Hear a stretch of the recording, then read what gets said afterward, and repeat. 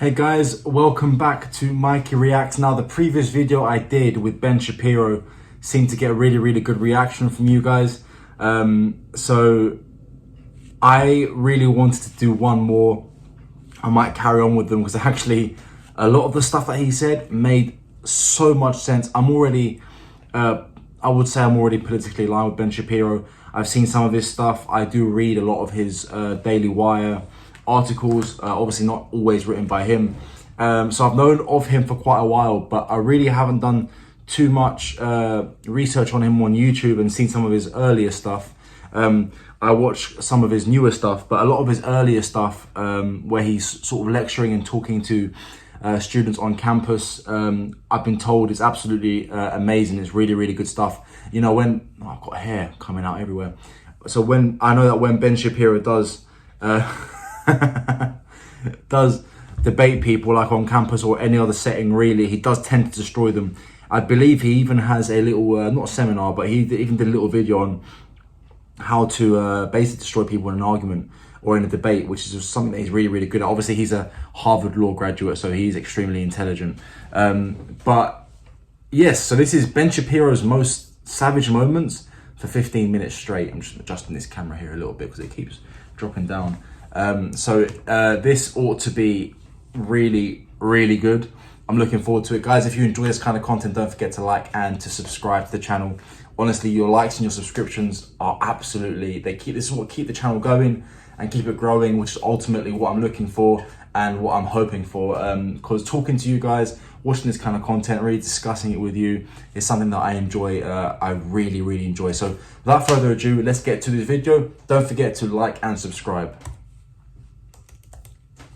On a separate note, if you guys would like to see more of this content, more in depth, where I actually have more of a conversation and I talk to you on a more personal level, head over to Patreon. The link is just down below in the description, and it's just $5 per month. I talk about these things all day, like all week long. These are the kinds of conversations I have with a lot of my viewers, and you can even private message me over there.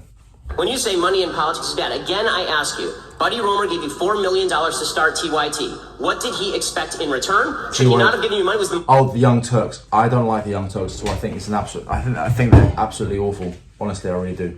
Not speech. It was just money. After all, it's just like a hooker, I assume. So, are you the prostitute? How did this work? Health insurance is an earned benefit. It's not given for free to employees. They earn it. Should your employer be able to decide how you spend your money? It is. Hold up. Hold on. Earn. 1 second. Earned from whom? Okay, I may think that I earn twice the salary that I get from this radio station. That doesn't mean that I have an earned benefit from the radio station for twice what they're willing to pay me. It's always a consensual relationship. You pay for your health care. Well, first of all, I do, because it was negotiated in the contract that I signed, in which I voluntarily engaged. And if I don't like that, I can quit tomorrow. It's a really good point. A lot of people will say that people are backed in situations, but the reality is, if you take the time to look for a job and move from job to job where you need to, you're going to find the right fit for you. And at the end of the day, a job is a contract between two consenting adults. If you don't like the terms of that contract, you do not have to sign. Just don't sign and complain about it afterwards.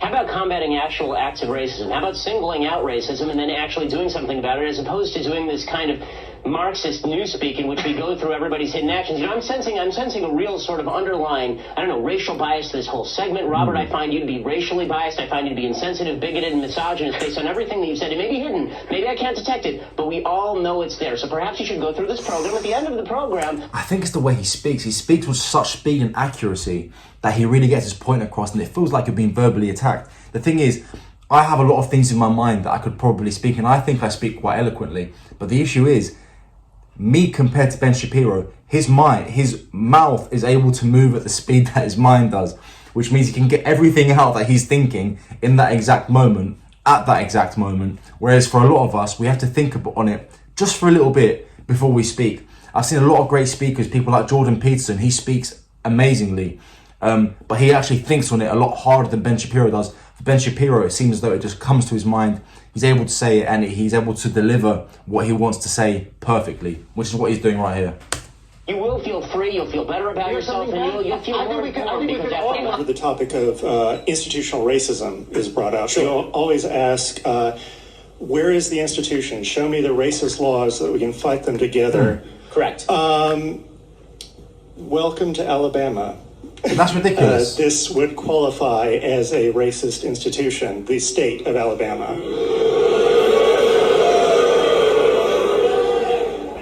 So now I go back to the question that you say that you answered, which is, show me the law. You've named an institution. I like how the guy who was holding the microphone, let's not mince words, the black guy who was holding the microphone was like, no, it's not. Like, now show me the law. No, it's not an institution I don't like. I've lived here my whole life. But I mean, you called it racist, so I assume you're not super fond of it. Yeah, it has flaws, to say the least. But the Constitution of Alabama demands that schools be segregated by race. If it weren't for the federal government, there would only be white people in this room.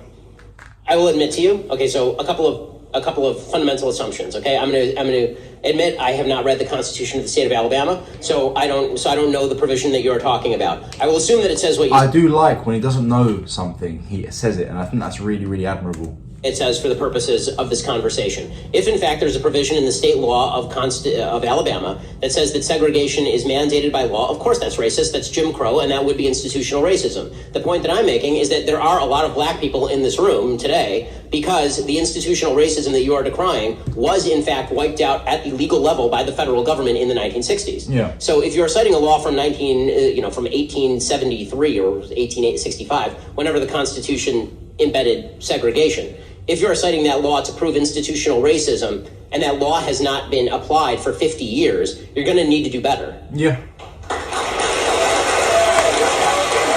Race place and that, all that, what happened with the swastika. But you can't wear the Halloween costume you want unless no one finds it offensive. Well, now the selectively offended get to run the rest of the country. I mean, this is what we are creating. We are creating a society of panty-waist fascists. What we are creating is a group of people who are oversensitive to everything that are willing to call the cops as soon as they are offended. It's actually incredible, and it's a violation of the First Amendment, which you saw with a professor from the Mass Communications Department in Missouri telling reporters that they have no right to be there, and at Yale you have students shouting people down. If this is the climate that we're supposed to create, if this is supposed to create openness and tolerance on the campus, I'm missing the openness and tolerance in let's call the police if I'm mildly offended because my feelings have been hurt. I mean, this is creating a country of crazy people. How can you watch this and not go crazy and think that everyone who's involved in it is crazy in the first place? How can you honestly stand up here and say that you support abortion, you support government intervention, you support government intervention to make abortion illegal, which is designed to kill someone, and yet you can stand up here and say you don't want government intervention for guns, which are also designed to kill people? Because guns are not designed to kill children. Guns are designed to kill bad guys if operated by a proper person. There's not an abortion in the world that doesn't end with the death of a baby. The question in Hobby Lobby is whose freedom is being infringed upon. Employees' freedom is not infringed upon when they enter into a consensual relationship with an employer that includes certain types of health care. Not consensual. Of course it is. They can quit. Who is forcing them? Where is the gun? Where is the gun? Who is forcing them? Where is the chain? Who is locking them to their Stop desk? with the gun language. The reason that I use the gun language is because it is vitally important for people to understand that every government measure at the end of the day it must be compelled by force. That's what government measures are for. There is a vast difference, a huge difference in terms of personal liberty and freedom between the government compelling behavior and a company saying that we are not going to provide certain types of coverage, and if you don't like that, you can quit or buy your own coverage. There's a vast difference. The gun's the whole issue. Yeah. The question was about abortion, and I just wanted to know why exactly do you think a first trimester fetus happens? Okay, so I've seen this clip, and what you're about to see is incredible. His response is fantastic. It's so true. Just listen to this.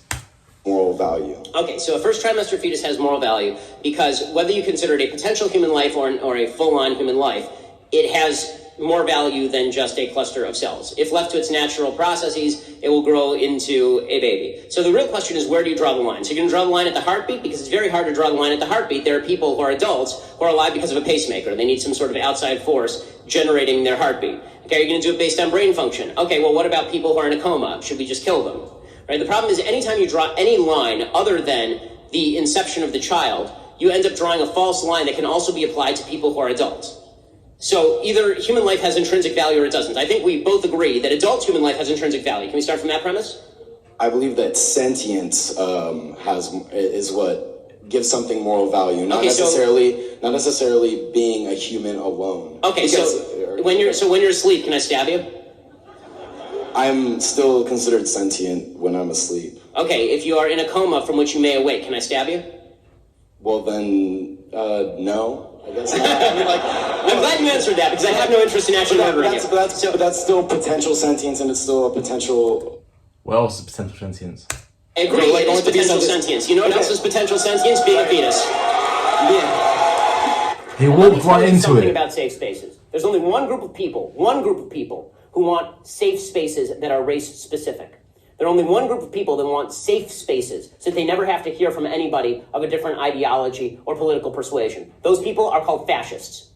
Okay, you've got a bunch of fascists, damn fascists on this campus who are trying to shut down political debate and trying to cloister themselves in this little cocoon of stupidity so they don't have to debate anyone or think about issues outside their kin so that they can feel comfortable. Guess what? Life isn't about feeling comfortable. Life is about bettering yourself. Get off your ass, you stupid pansies. Overall, if you're talking about the level of government spending, it needs to go down, and you believe that it really needs to go up. Okay, so it's disingenuous. It's not on war, does it? No, but overall... Not on the war on drugs. Not on so many of those wasteful programs. It depends, but let me... Overall, you want the federal budget increased. Overall, I would like the federal budget decreased. To pretend that this is not true is to lie. Okay, and when you suggest that there is no difference between, we just have different visions of what the government should cover, these things cost different things. Okay, the war in Iraq was very expensive. You know what's more expensive? Social Security, Medicare, and Medicaid. All of these are vastly more expensive than the war in Iraq. We paid in. Hey, wow. Hi. So you have given a number of speeches about the difference between opportunity and outcome, and you say that our country has no lack of opportunity, correct? Equal access to rights, I think would be a better way to state it, yeah. Oh, okay. So equal, okay. Equal access to the exercise of rights. So you're correct that I've said opportunity before and it's not exact enough, so I'm modifying it now. Okay. Because when I say because obviously, not to forecast where this conversation is going to go, but I have a feeling where you're going to go, and you can correct me if I'm wrong. I'll give you plenty of time. Is that what you're going to say is that not everybody has equal opportunity, which of course is true. Not everybody. Some people are rich, some people are poor, some people are smart, some people are stupid. But everyone does have equal access to rights.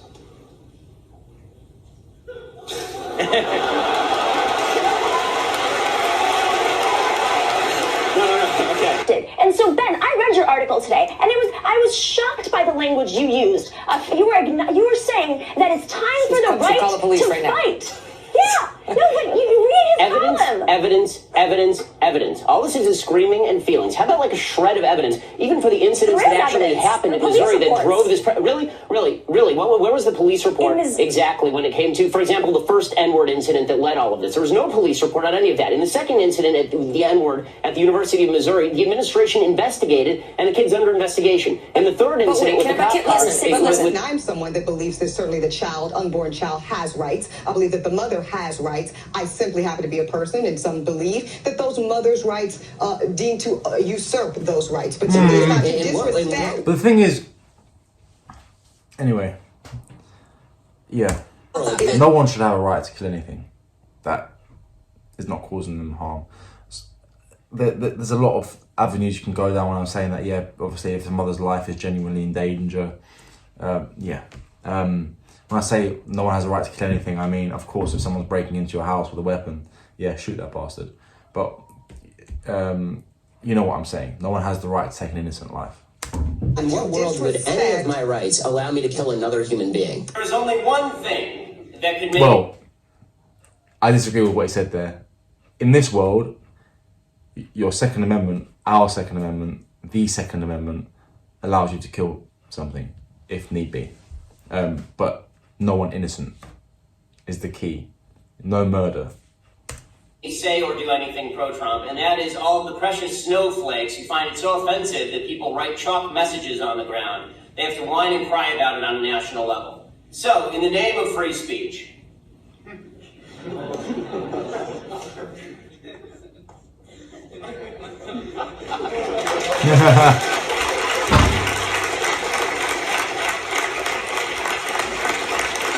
You can't run ads within a certain period of time. Public financing versus private financing. Those are rules around an election. That is a completely different issue than the government saying randomly you can and you can't invest in businesses. Why? So you're conflating those two issues that have nothing to do with one another. Why? So let's just what does why mean? Because it's you believe in education, so why don't you believe in healthcare? Because it's a free country, and I get to spend my money wherever I damn well please. I personally don't think that I could have an abortion, just because morally I feel like for myself it wouldn't be the right choice. So morally, she objects to it on her level, which means she doesn't want other people to come to the same moral standard as she does. I can see where this is going. I can see she can say, for her, it feels like it's morally incorrect for her personally. But why shouldn't anyone else be able to? Because if you acknowledge that it's morally reprehensible, it's morally incorrect, then you admit that it's morally incorrect for anyone else to do it. You know? But how do you defend your opinion as a white, well-off, religious man? Oh. So I'm white, I'm not well off, I am religious. I can still have an opinion on abortion, right? What does the colour of my skin have to do with women's issues? Why are you conflating the two? Why are you grouping women and people of a different skin colour together? Because everyone from every race, there are women from every race, they are not oppressed groups in modern society. So where is that coming from? How do you defend telling a woman what she can do with her body? Because evil things are still evil, even if I'm a white, well-off religious man. Okay. And good things are still good, even if I'm a white, well-off religious man. It's absolute nonsense, Peter. My position on Israel was made clear in 2013. That's interesting. Who is to blame in Gaza? Today, a war was began by those in Gaza by firing rockets into Israel. So this is very fitting for today. Who is to blame in Gaza? Not Israel. Not in my opinion, anyway. Not now. Call me equivalent with people who are murdering Jews is insanity. It's beyond insulting. And if there's anybody who's emboldening Hamas to kill more children, it is you, because it is your policies which have emboldened Hamas. They know that people like you are going to get on American television and talk about how the Palestinians are meek victims, and whenever they fire rockets, it can be justified by Israeli policy. Hamas celebrates every moment you're on television. The Occupy Wall Street movement thinks this is a group of people who graduated with degrees in lesbian dance theory and then were surprised when they didn't get a six-figure paycheck out of college. I mean, this is, unfortunately, they were getting a paycheck consummate with their education level. The problem is that you have to be productive in a capitalist society in order to earn anything. And this is, unfortunately, a lazy generation, a generation that expects things. And ignorant and communist is no way to go through life. When the middle class has more money, disposable income, they spend it. Why? Because they're not living in the lap of luxury. They're not saving it for their yacht. So they need to buy food for their family. They need education for their family. So they spend it, and it goes back into the economy. If you just give it in supply side economics to the rich and hope that it trickles down on us eventually decades later, what they wind up doing with it is something that is logical. They save it. The problem with Keynesian economics is that it doesn't even work in theory, because again, once you go to the logical extreme, which is remove all of the money from the rich people who are saving all their money and give it to all the poor people to buy hamburgers, that doesn't help the economy or spur the economy. What spurs the economy is the creation of new products and services, and that is only going to be done by people who have expendable capital to actually invest in the new products and services that we all enjoy. This is what creates economic growth. You had an investor, right? When you started TYT, you were given $4 million by Buddy Romer to start TYT. That's great. That's the way business should work, right? But that money didn't come from a bunch of poor people buying hamburgers. It came from a very, very wealthy guy who gave you money to create a business a lot of people want to patronize. If you want better products and better services, you need more investment in the products and services. The basic name trickle-down economics is not something that any conservative even proposed. It's a leftist revision of what economics actually is, because you're not giving me the money. It was my money in the first place, created through voluntary transactions that I had with others. I've not stolen money from anyone, neither have you. And the idea that money has to be forcibly taken from you and handed to somebody at the bottom end of the economic spectrum to somehow jog the economy, that may jog McDonald's, but is not going to jog all of the creation of the products and services that make all of our lives much better today than they were 30 years ago in terms of the stuff we have access to. We can just trust the government, then why aren't we just trusting the government? Like I said before, he thinks it comes right out of his mouth perfectly, and he's totally correct. Do the right thing now. I don't understand why a piece of legislation makes them better at what they do. I mean, the government is not very good at what they're doing now. Why does new wording make them not suck? Because part of the reason... Part of the reason you have a law or initiative as a deterrent, that the government won't even be involved, that the bad guys won't be going to gun shows to buy guns, so they have to circumvent it. Well, but that's exactly the point. If bad guys are not going to gun shows with regard to Ebola, and for a second, this is a mild digression. With regard to Ebola, the federal government just made the case that they don't want a federal travel ban, right? Because they said if there's a federal travel ban, people will just find a way to circumvent the federal travel ban. Okay, do you see the analogy here? This myth that spending is inherently better for an economy than saving, that's only true if you're talking about somebody's actually taking the cash and just shoving it into their mattress. Banks are in the business of lending.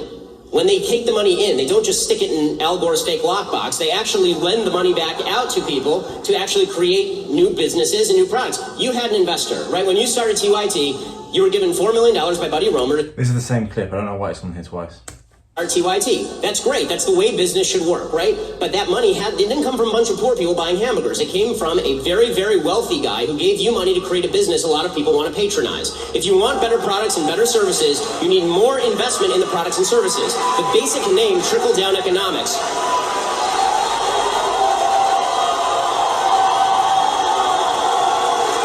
The basic name trickle-down economics is not something that any conservative even proposed. It's a leftist revision of what economics actually is, because you're not giving me the money. It was my money in the first place, created through voluntary transactions that I had with others. I've not stolen money from anyone, neither have you. And the idea that money... Can you see his face there? He's intently listening, but I think he knows that Ben's got him on this one.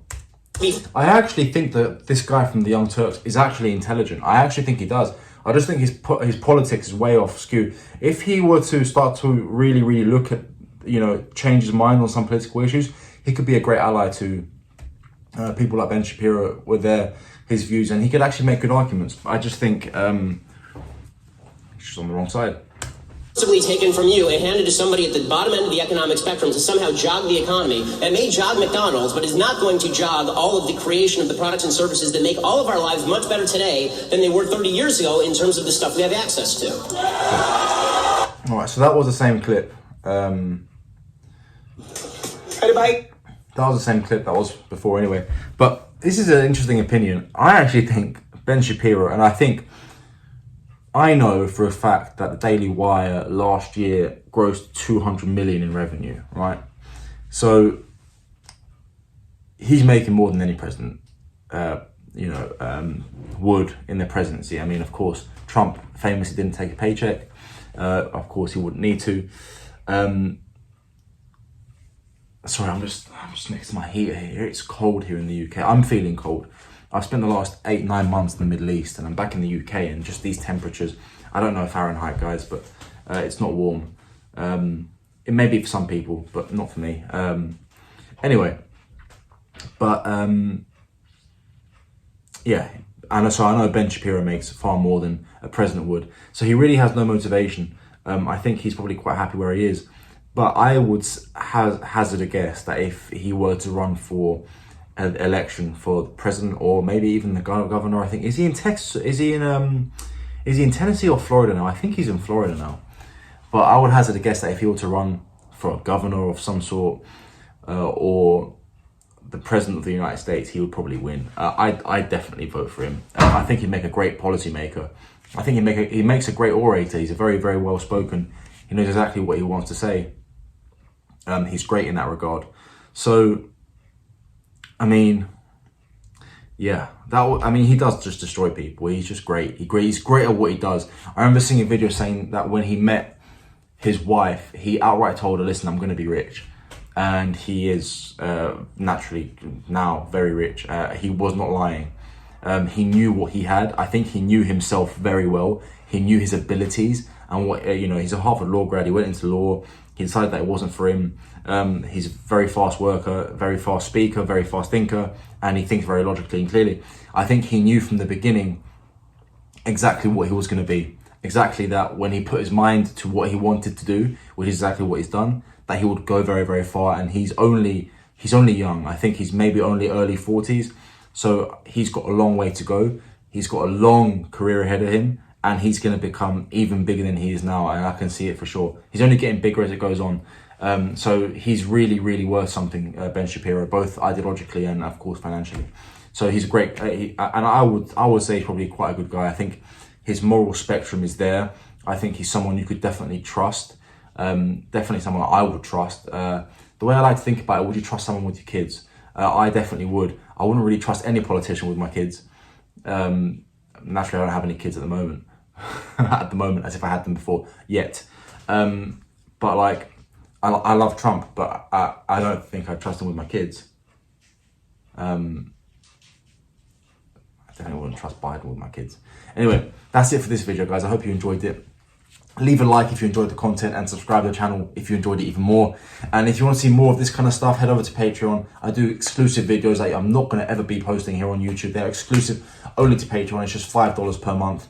And the link is down below in the description. So I hope to see you there. I hope to see you as a new subscriber on my Patreon. And if not, a new subscriber here on this channel. Thank you very much, guys. Leave any comments down below of anything I should have a look at, or what your opinions are on this video specifically, or anything else that you want to have a conversation about, you want to talk about. I will try to reply. I get loads of comments. I will try to my best to reply. So guys, thank you very much for being here. Thank you for your support, and I'll see you on the next video.